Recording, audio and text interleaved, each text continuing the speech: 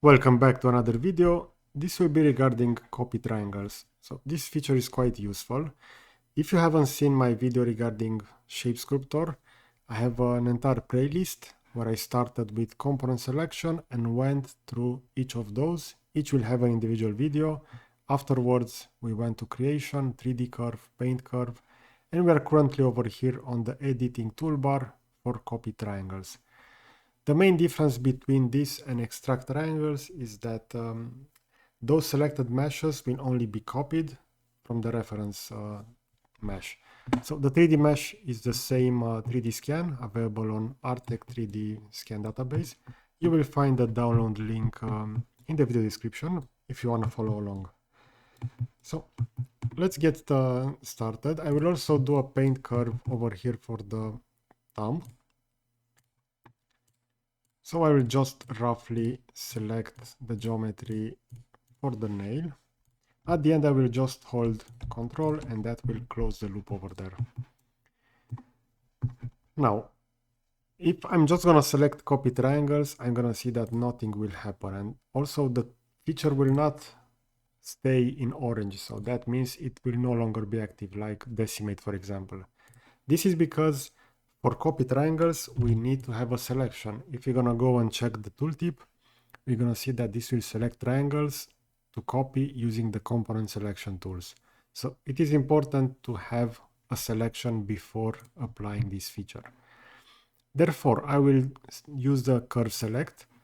I will select the curve, hold down Ctrl, select on the inner boundary, and that will give us the selection over there. Now, keep in mind that you can only do a copy like this, and we're gonna see that poly mesh over here, which if I'm gonna hide the original hand, we are only gonna have that area. I can also change the color. Or if you want to select and have multiple meshes within the same poly mesh, we can do that. For example, I will do for the following hands that. I will, again, do the selection. So go to curve select, select the curve, hold down Ctrl in the middle. Afterwards, again, Ctrl for the curve, hold down Ctrl, select in the middle. And we're going to see that now both of those two selections will be linked. If you want to, we can proceed and add a higher amount of elements within a selection. So the sky is the limit in this case. And afterwards, we can just go and do that copy triangle. And we're going to see that poly mesh 2 will have all those 4 meshes. And again, we can change the color. For example, I will make it like this in blue. So overall, the main difference between this and the previous one for extract is that if now I will hide those meshes, underneath the original mesh still has those triangles attached. If, for example, I will just extract, and I will extract, for example, those triangles. Let me just hold down Ctrl, so we need to go with the selection first, and only afterwards I will do an extraction.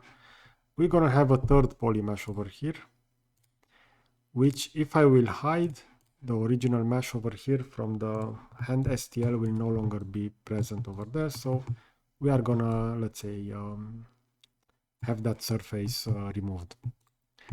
Okay, so this was regarding copy triangles. I will put a similar video over here on the left.